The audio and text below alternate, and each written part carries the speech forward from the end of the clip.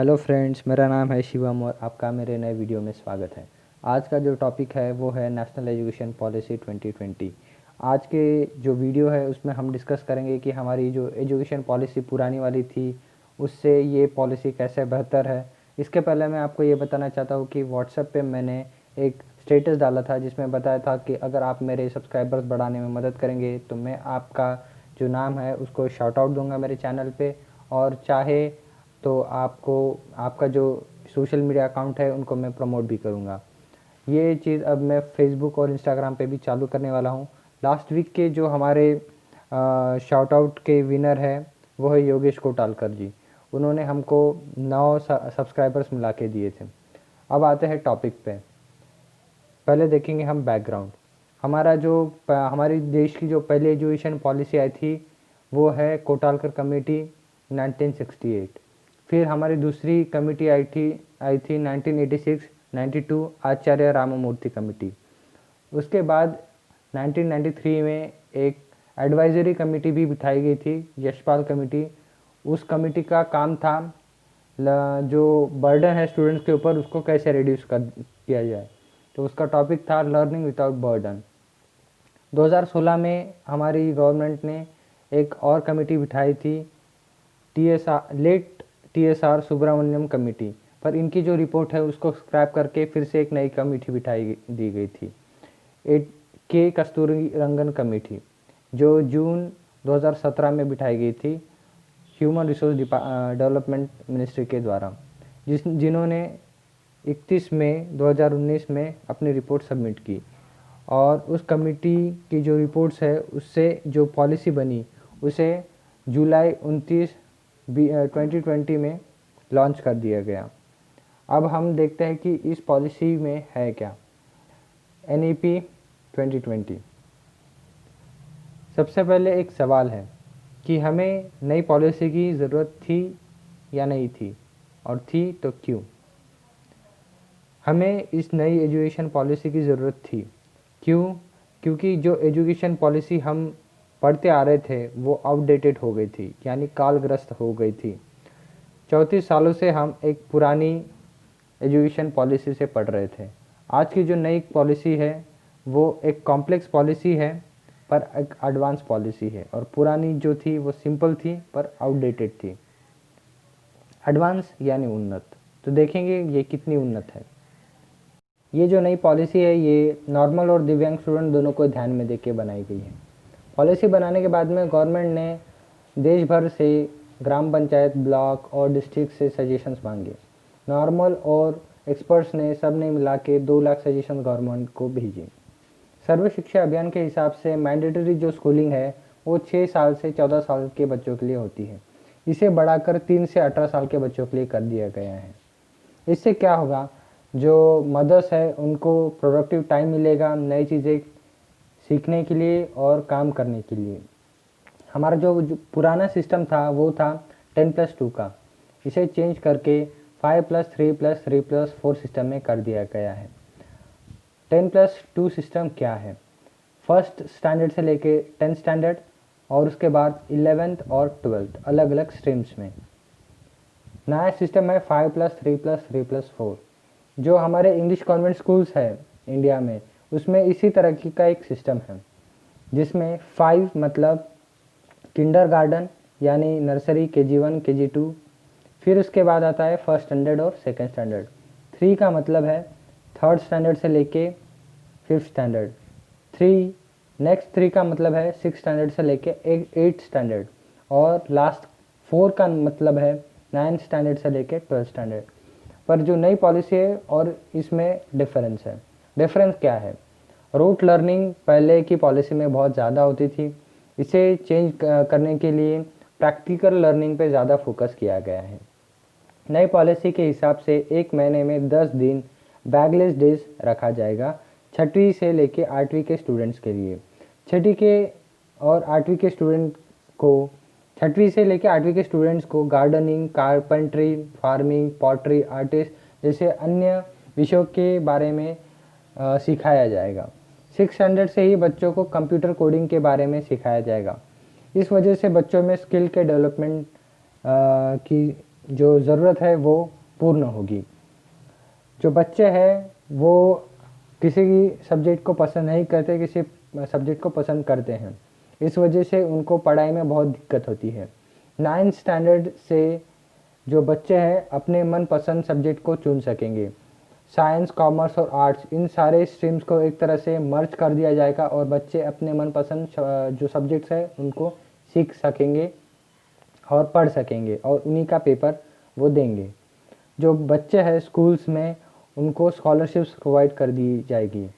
वो SC, ST, OBC और EBC इन category के हिसाब से ही होगी और ये सारे गवर्नमेंट और प्राइवेट स्कूल्स में एप्लीकेबल होगा।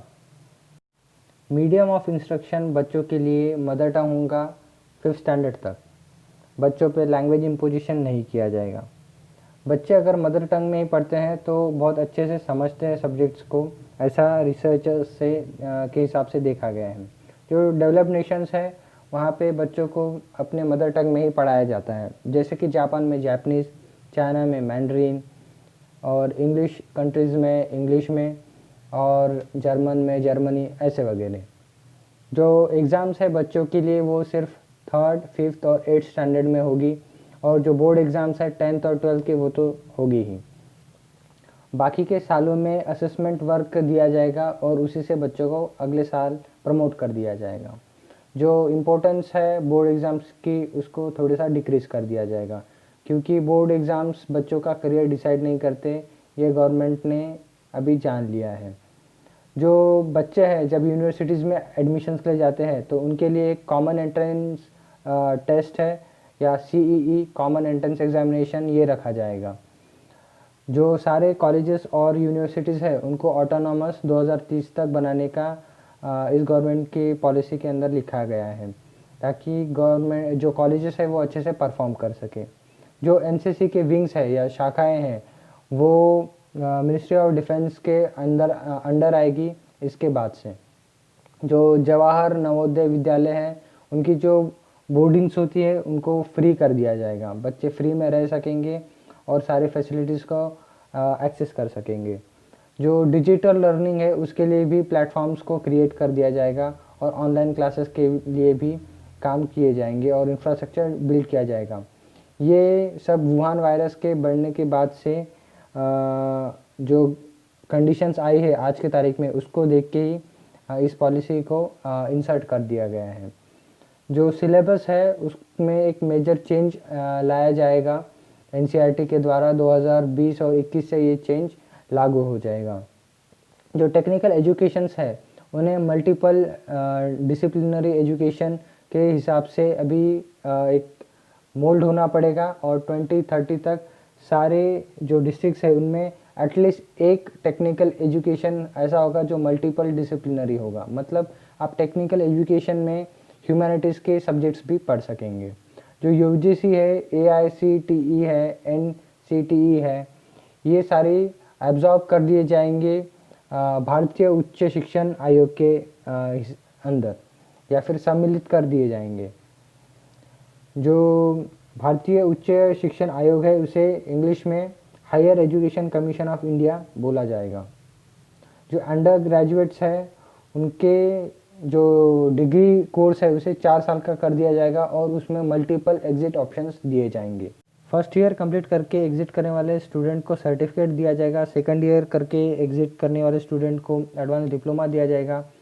थर्ड ईयर कंप्लीट करके एग्जिट करने वाले स्टूडेंट को बैचलर्स डिग्री दी जाएगी। फोर्थ ईयर कंप्लीट करने वाले स्टूडेंट को बैचलर्स डिग्री विद रिसर्च दिया जाएगा। इसका मतलब रिसर्च वर्क फोर्थ ईयर में ही होना शुरू हो जाएगा या होगा। जो क्रेडिट्स है बच्चों को हर ईयर कंप्लीट करने के बाद दिया जाएगा।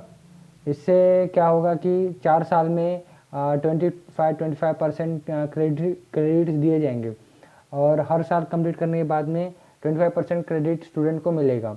तो अगर बच्चा बीच में कुछ एजुकेशन छोड़ के किसी और कोर्स को ज्वाइन करता है तो जब उसके टोटल 100% क्रेडिट हो जाएंगे उसे बैचलर डिग्री विद रिसर्च दी जाएगी।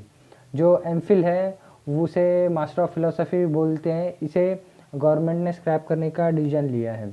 इसका जो वर्क है ये टोटल MA और PhD में एब्जॉर्ब हो जाएगा और इस तरह से मास्टर ऑफ फिलोसफी ख़त्म हो जाएगी। जो बीएड है उसे 4 साल का कर दिया जाएगा। इससे क्या होगा कि बच्चों को जो एजुकेशन में इंटरेस्टेड है, यानी जो टीचर बनना चाहते हैं, वो डायरेक्ट ये 4 साल का कोर्स करके टीचिंग प्रोफेशन में जा सकेंगे और इनको जो बीएड करने के बाद में बीएससी वगैरह ये सारी चीज़ें करने की ज़रूरत नहीं पड़ेगी। जो स्कूल्स में जो स्टूडेंट्स हैं उनको रेगुलर हेल्थ चेकअप और न्यूट्रिशन चेकअप्स के लिए मेडिकल फैसिलिटीज़ बिल्ड की जाएंगी। जो टीवी चैनल्स है वो एजुकेशन के लिए और ऐप्स ऐसे डेवलप किए जाएंगे। ई लाइब्रेरी और अडल्ट एजुकेशन जो सेंटर्स है वो वैल्यू बेस्ड एजुकेशन के लिए भी डेवलप किए जाएंगे। जो फॉरेन कॉलेजेस और यूनिवर्सिटीज़ है उनको इंडिया में कैंपस खोलने की परमिशन दी जाएंगी। इससे क्या होगा, जो बच्चे फॉरेन में जाते हैं एजुकेशन के लिए इन कॉलेजेस और यूनिवर्सिटीज़ में, वो वहाँ नहीं जाएंगे और वो इंडिया में ही रह के पढ़ सकेंगे। इससे हमारा इंडिया का टैलेंट इंडिया में ही रहेगा। और ये सारी चीज़ें कंपलसरी नहीं है फॉरेन कॉलेजेस में एडमिशन लेने की, और ये आप वॉलंटरीली कर सकते हैं, अपने मर्ज़ी से कर सकते हैं। सबसे इम्पॉर्टेंट है टीचर्स। जो इन सारे डेवलपमेंट्स के लिए टीचर्स को भी हमें डेवलप करना पड़ेगा, इसलिए उनमें स्किल डेवलपमेंट के लिए उनको ट्रेनिंग प्रोवाइड की जाएगी सारे टीचर्स और प्रोफेसर्स को। आंगनवाड़ी टीचर्स को भी ट्रेनिंग दी जाएगी ईसीसी, इस ट्रेनिंग इंस्टीट्यूट के थ्रू। जो टीचर्स है उनका टीचर और स्टूडेंट रेशियो है 33:1 प्रेजेंटली। इसे घटा के 30:1 करने की कोशिश भारत सरकार करेगी। इससे क्या होगा कि जो टीचर्स है वो ज़्यादा से ज़्यादा बच्चों को अच्छे तरह से ध्यान दे सकेंगे और बच्चों को अच्छे से वेल ग्रूम्ड कर सकेंगे। अगर आपको वीडियो पसंद आया होगा तो लाइक करें और जो इन्फॉर्मेशन है वो लोगों में शेयर करें। अगर आपको और कुछ इन्फॉर्मेशन चाहिए तो आप मुझे कमेंट सेक्शन में बता सकते हैं। मैं ऐसे वीडियोस और बनाते जाऊंगा, और अगर आपको मेरा काम पसंद आए तो आप मुझे हेल्प कर सकेंगे। Thank you.